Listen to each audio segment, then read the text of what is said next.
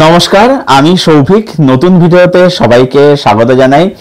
এখন এই ভিডিওর মধ্যে কথা বলবো মার্টিন স্করসেসি পরিচালিত সিনেমা কন্ডন নিয়ে, যে ছবিটা 2024-এর 25 ডিসেম্বর ক্রিসমাসের সময়, ক্রিসমাসের দিনে আর কি 27 বছর কমপ্লিট করেছে। তো আমি সেই সময় আমার চ্যানেলের কমিউনিটি ট্যাবে পোস্ট করেছিলাম, তো সেখান থেকে আপনাদের দেখেছো।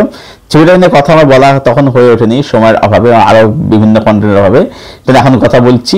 তো কন্ডন, এই ছবিটা নিয়ে কথা বলবো। তো কন্ডন হচ্ছে, যার অর্থ হচ্ছে উপস্থিতি বা বলতে হয় যে প্রেজেন্স আর কি। তো যেটা হচ্ছে বর্তমান যিনি দলাই লামা আছেন, মানে 14তম দলাই লামা, যাকে তোমরা সবাই জানো যে তিব্বতের আধ্যাত্মিক বলে, এবং দলাই লামাকে এক সময় তিব্বতের মানে যে শাসনতন্ত্র তার প্রধান বলা হতো আর কি। দলাই লামা হচ্ছে সবার মানে মাথা আর কি। তো সেই তাকে নিয়েছে এই ছবিটা আর কি। তো যেটা হচ্ছে অ্যাকচুয়ালি দলাই লামার জীবনের 1937 থেকে 1959 এই টাইমসে দেখানো হচ্ছে। এবারে ব্যাপারটা হচ্ছে যে বর্তমানে দলাই লামার বয়স হচ্ছে 89 বছর। তার জন্ম হচ্ছে 1935-এ। তো 37 বুঝতে পারছে, তখন তার বয়স 2 বছর। এবারে 2 বছর বয়সে সেই যে পরবর্তী দলাই লামা, মানে 13তম দলাই লামা যখন মারা যাচ্ছে, তারপর উনি যে মানে নেক্সট দলাই লামা হচ্ছে, 14তম দলাই লামাটা হচ্ছে, সেটা কীভাবে রিসার্চটা দেখাচ্ছেন।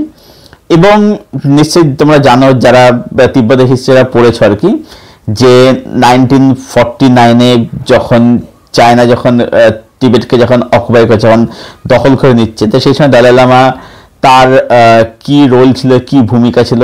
এবং তোমরা জানো যে দলাই লামা 1990 সালে শান্তির জন্য নোবেল পিস প্রাইজ পেয়েছিলেন আর কি, সম্মানে ভূষিত হয়েছিলেন আর কি। তো তাকে নিয়ে এই সিনেমাটা। এবার ব্যাপার হচ্ছে যে দেখো, বায়োপিকের ক্ষেত্রে কি হয়, যে নিয়ম যেটা হয় সেটা হচ্ছে যে একটা মানুষের, তার তো মানে এরকমটা না যে জন্ম থেকে একদম মারা যাওয়া অব্দি সবকিছু দেখা না, সেটা তো কখনো ওইভাবে বায়োপিক কখনো হয় না। বায়োপিক যেটা হয় হচ্ছে যে একটা মানুষের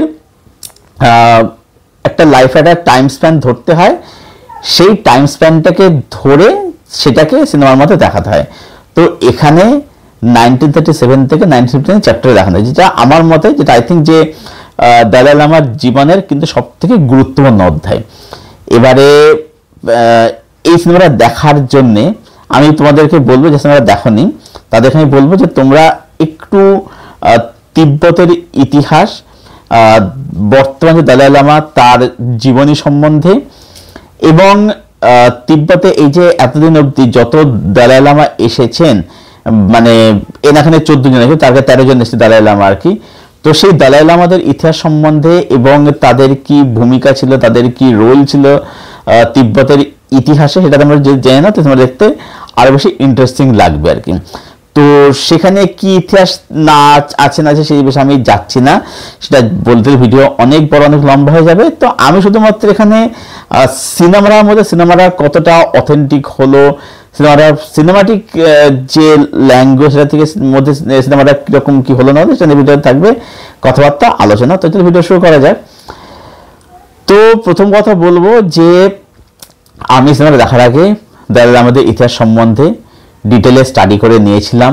তার সাথে আমি তিব্বতের ইতিহাস পড়েছিলাম, তার সাথে বর্তমান যিনি দলাই লামা আছেন তার কি ভূমিকা ছিল সেই সময়, 1949 যখন চায়না যখন তিব্বত যখন দখল করছে, অকুপাই করছে, তখন সেখানে এই দলাই লামার কি ভূমিকা ছিল সেগুলো পড়েছিলাম। তো প্রথম কথা বলবো যে একটা well researched at the same time it's a very well made একটা বায়োপিক। এটাকে বায়োপিকও বলা যায়, আবার অ্যাট দ্য সেম টাইম এটাকে তুমি একটা ডকুমেন্টারি বা ডকুমেন্টারি বলতে, এটা ডকু ফিচারও বলতে পারো। মানে এটা একটা বায়োপিক, কিন্তু সেটাকে প্রেজেন্ট করা হচ্ছে in the docu feature manner, docu feature ফরম্যাটে জিনিসটাকে প্রেজেন্ট করা হচ্ছে। এবং এই যে বৌদ্ধ ধর্ম বা এই যে বুদ্ধিস্ট যে কালচার, এই যে রীতিনীতি, যেহেতু আমার যে বরাবর টানে, যেটা আমার বরাবরই খুব ভালো এই ব্যাপারগুলো জানতে আর কি। আর যেহেতু মানে যদি এই বিষয়টা নেই, কিন্তু মানে তবুও বলছি আর কি, যে এই যে আমরা বর্তমানে বৌদ্ধ তন্ত্র নিয়ে আমরা যে মানে বিভিন্ন যে গল্পগুলো শুনি আর কি, যেখানে মানে অনেক কিছু রয়েছে গল্পের মধ্যে আর কি। তোমরা ভৈরবের গল্প নিশ্চয়ই পড়ে থাকে, যেটা মানবেন্দ্র লিখেছিলেন। তো ভৈরবের মধ্যে কিন্তু ওই বৌদ্ধতন্ত্রের একটি উল্লেখ কিন্তু ছিল, কিন্তু হ্যাঁ ওটা দারুণ একটা গল্প ছিল আর কি, ভৈরব গল্পটার নাম। তো ওই তিব্বতে গিয়ে ও বৌদ্ধতন্ত্র শিখতে গেছিল আর কি, ভৈরব বলে এক যে ক্যারেক্টারটা, জায়গা নিয়ে গল্প আর কি। তো সেই সব জিনিসগুলো দারুণভাবে দেখিয়েছে। ওরা যেটা করে, কেউ মারা গেলে ওরা কিন্তু বডি কিন্তু মানে দাহ করে না, কবরে না, ওরা যেটা করে ওরা হচ্ছে বডিটাকে নিয়ে গিয়ে, মৃতদেহকে নিয়ে গিয়ে কোনো একটা পরিত্যক্ত জায়গায় ফেলে, যেখানে চিল শকুনরা আসে। তো চিল শকুন এসে বডিটাকে খুবলে খুবলে খেয়ে নেয়। এবার খাওয়া হয়ে যখন এরা চলে যায় চিল শকুনরা, তখন কি করে ওই বডির যে দেহাবশেষ বা যে অবশিষ্টাংশ, এটাকে তারা নিয়ে তারা সেগুলোকে ইয়ে করে আর কি, কোথাটা রেখে দেয় আর কি।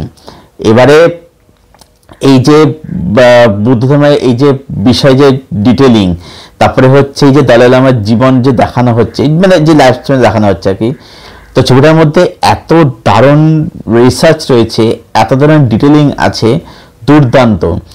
এবং তার সাথে সাথে বলবো যে এখানে যেহেতু দলাই লামার জীবনটা যেহেতু খুবই মানে একটা বলবো যে বর্ণময় জীবন, তো সেটাকে এত ধরনের দেখাচ্ছে, ছবিটার মধ্যে যেহেতু এত কিছু হচ্ছে, তাহলে ছবিটা কিন্তু আমাদের সঙ্গে জড়িত আছে। ছবিটা রানটা হচ্ছে 2 ঘন্টা 14 মিনিট।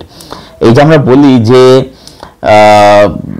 বায়োপিকের ক্ষেত্রে রান টাইম ছোট হয়ে গেলে, এই আমরা অনেক সময় বলে থাকি, কিন্তু এই ছবিটা একটা এক্সাম্পল যে মানে তুমি যদি ধরতে পারো বা বুঝতে পারো যে আমি অ্যাকচুয়ালি কোন টাইম স্প্যানটা দেখাবো, যদি ডিরেক্টর ভিশন থাকে, একটা প্ল্যানিং থাকে যে আমি এই সময়টা দেখাবো, তখন কিন্তু ছোট বড় কিন্তু এসব কিন্তু মনে হয় না।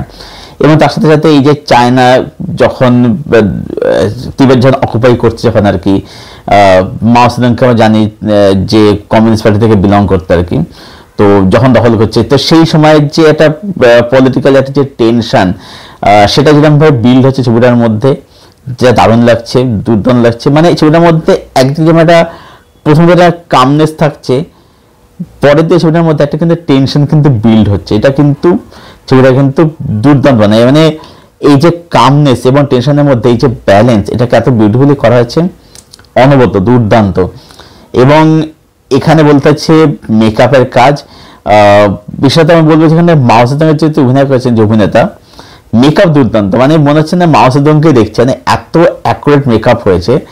এবং এখানে যে যারা অভিনয় করে দলাই লামার চরিত্রে, বিষয়টা যে অ্যাডাল্ট দলাই লামা যে হচ্ছে আর কি, তো তার মেকআপ বলি তাকে দারুণ মানেছে, যে অভিনেতা অভিনয় করেছেন তার কাজ দুর্দান্ত। এখানে প্রত্যেকটা দেখবো আমার দুর্দান্ত। ছবির মেকিং এখানে ব্রিলিয়ান্ট, যেরকম শট, যেরকম ক্যামেরার কাজ, কালার গ্রেডিং, সবকিছু কিন্তু টপ নচ আর কি, একদম লোকেশন বলি সবকিছু দুর্দান্ত, সবকিছু দারুণ দুর্দান্ত। তো সব মিলিয়ে এটাই বলতে পারি যে কুন্ডন এই ছবিটা মানে এটা বলবো এটা ভীষণ দারুণ একটা সিনেমা, দুর্দান্ত একটা সিনেমা। মানে বায়োপিক কি করে বানাতে হয় সেটা কিন্তু ছবিটা দেখে কিন্তু মানে শেখা উচিত আর কি, যে মানে আমি কোন টাইম স্প্যানটাকে ধরবো, কোন সময়টাকে দেখাবো, এমন সময় দেখাতে হবে যে সময়টা হচ্ছে সেই মানুষটার জীবনের সব থেকে উল্লেখযোগ্য, যেটা আমি সিনেমা পর্দায় সিনেমাটিক ম্যানার, সিনেমাটিক ল্যাঙ্গুয়েজ জিনিসটাকে ফুটে তুলতে পারবো। তো সেই উদাহরণ হচ্ছে কুন্ডন এই সিনেমাটা। তো এই ছিল আমার ওভারঅল পুরো ওপিনিয়ন কুন্ডন এই সিনেমাটাকে নিয়ে, যেটা প্রায় 27 কমপ্লিট করে গেছে। তো যারা ছবিটা দেখোনি, আমি তাদের বলবো ছবিটা অবশ্যই দেখো, ইটস আ গ্রেট ওয়াচ। কোথায় পাবে তোমরা নিজেরাই জানো, আমিও সেইভাবেই নিনজা টেকনিকে দেখেছি। তো ছবিটা দেখো যারা দেখোনি, এবং দেখে জানে তোমাদের ছবিটা কীরকম লাগলো। আর যাদের কুন্ডন দেখা আছে, তোমাদের কি ওপিনিয়ন অবশ্যই কমেন্ট বক্সে এসে শেয়ার করো। ভিডিওটা ভালো হলে লাইক করো, শেয়ার করো, চ্যানেলটাকে অবশ্যই সাবস্ক্রাইব করে দিও, এবং পাশের যে বেল আইকনটা আছে সেটাকে প্লিজ অন করে দাও, যাতে এরকম আরো ভিডিও আসলে তার নোটিফিকেশন ভিডিও শেষ করছি। আবার দেখা হচ্ছে তোমাদের সাথে খুব শীঘ্রই নতুন কোনো একটা ভিডিওর সাথে। ততক্ষণ যেন সবাই খুব ভালো থেকো, সুস্থ থেকো, আমার সঙ্গে জুড়ে থেকো।